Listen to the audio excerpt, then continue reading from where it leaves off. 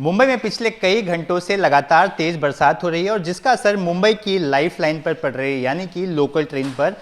मध्य railway की बात की जाए तो रोजाना लाखों यात्री यात्रा करते हैं, लेकिन बरसात के कारण मीठी नदी का जल स्तर बढ़ गया है और वो पानी ट्रैक पर आ रहा है। इसी वजह से मध्य रेलवे की बहुत सी सर्विसेज है जो बाधित हुई है। हमारे साथ सीपीआरओ स्वप्निल लीला जी, उनसे हम बात करेंगे।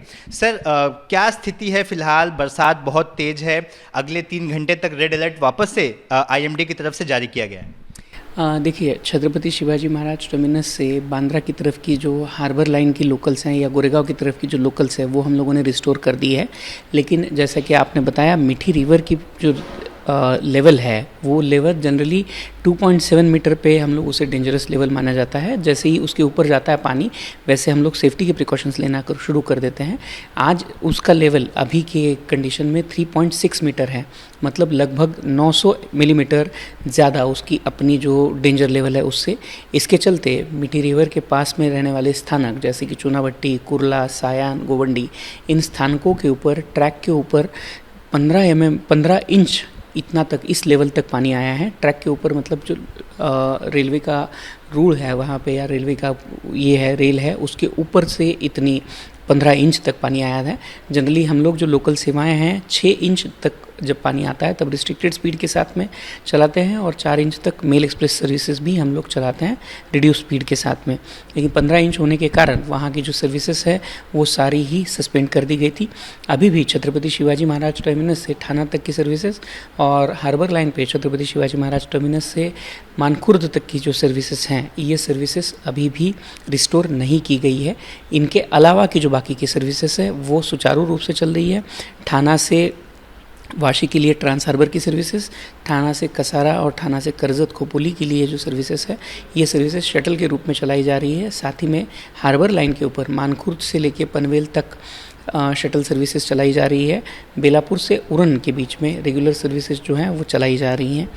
इसके अलावा कुछ मेल एक्सप्रेस में जो यात्री रुके हुए थे, उन यात्रियों को भी अपने घर तक पहुंचने के लिए मध्य रेलवे के माध्यम से मदद की जा रही है। किसी तरह से वो सेफली अपने घरों तक पहुंचाने का प्रयास मध्य रेलवे कर रहा है। इसी सिलसिले में लंबी दूरी की लगभग 14 ट्रेनें हैं, जिन 14 ट्रेनों को हमें 7 पेयर्स ट्रेन की बोल सकते हैं, 7 पेयर्स ट्रेनों को अभी तक हमें कैंसिल करना पड़ा है।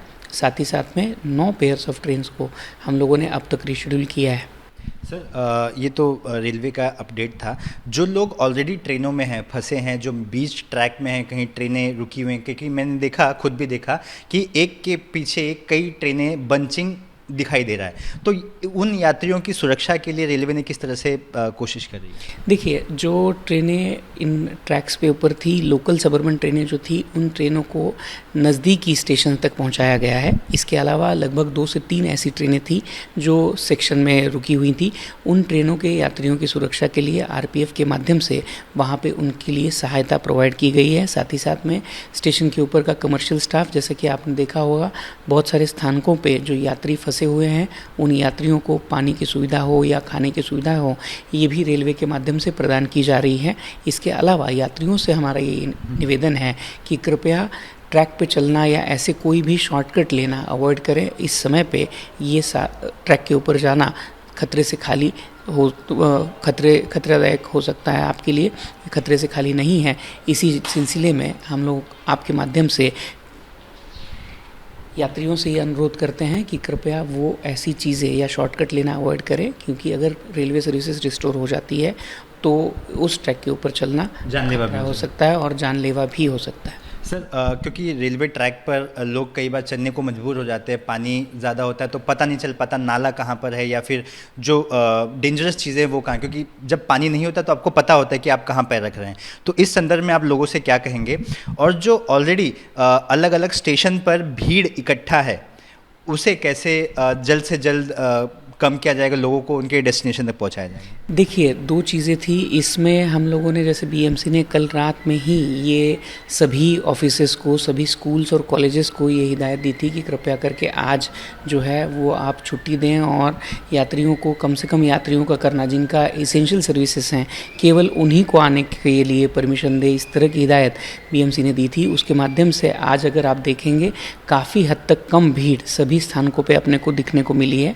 लेकिन उसके बावजूद भी जो यात्री कई स्थानकों पे फंसे हुए हैं उनको अपने इच्छित गंतव्य स्थान तक पहुंचाने का प्रयास, जैसे ही बारिश कम हो जाएगी और ट्रेन की सर्विसेज रिस्टोर हो जाएगी उसके बाद में तुरंत ही रेलवे की सर्विसेज रिस्टोर करके हम लोग करेंगे। जैसा कि आपने देखा छत्रपति शिवाजी महाराज टर्मिनस से गोरेगांव की तरफ की जैसे ही पानी थोड़ा सा रिसीड हुआ हमने तुरंत उसके ऊपर रिस्ट्रिक्टेड स्पीड के माध्यम से सर्विसेज चलाना शुरू कर दिया था। सर आखिरी सवाल पूछूंगा, कितने पंप लगाए गए हैं ताकि इन जो ट्रैक पर पानी इकट्ठा है उसे जल्द से जल्द निकाला जा सके और रेलवे यानी कि मुंबई की लाइफलाइन को बहाल किया जा सके? देखिए कुल मिला के 136 पंप मध्य रेलवे और हार्बर लाइन पे लगाए गए हैं।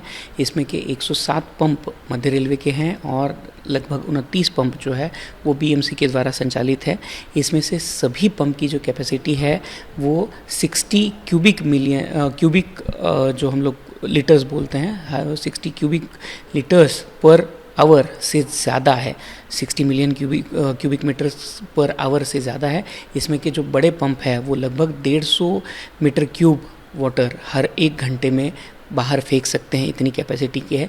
लेकिन ये भी ध्यान रखना पड़ेगा जैसे मिठी रिवर की सुबह जब हाई टाइड थी उसी समय पे सी की जब हाई टाइड थी उसी समय पे फ्लड गेट बंद करने पड़े थे और फ्लड गेट बंद करने के कारण जो हम लोग पानी को रिसाव कर रहे थे या पानी को हम लोग बाहर फेंक रहे थे वो सिस्टम अपने को रोकनी पड़ी थी। अदरवाइज अगर फ्लड गेट बंद नहीं करेंगे तो समंदर का पानी अंदर आ जाएगा जो ज़्यादा दिक्कत का हो सकता है। इसी के चलते हम लोगों को सुबह वाला जो पानी है वो रिसेट नहीं कर पाया था।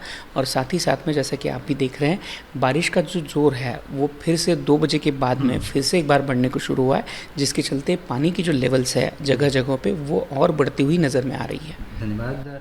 तुम्हारे साथ मध्य रेलवे के सीपीआरओ थे जिन्होंने बताया कि किस तरह से रेलवे ने प्रबंध किया है, साथ ही लोगों से भी आग्रह किया है कि आवश्यकता होने पर ही वे घरों से निकले और यात्रा करें। कैमरामैन विजय देसाई के साथ सूरज ओझा, एबीपी न्यूज़ मुंबई।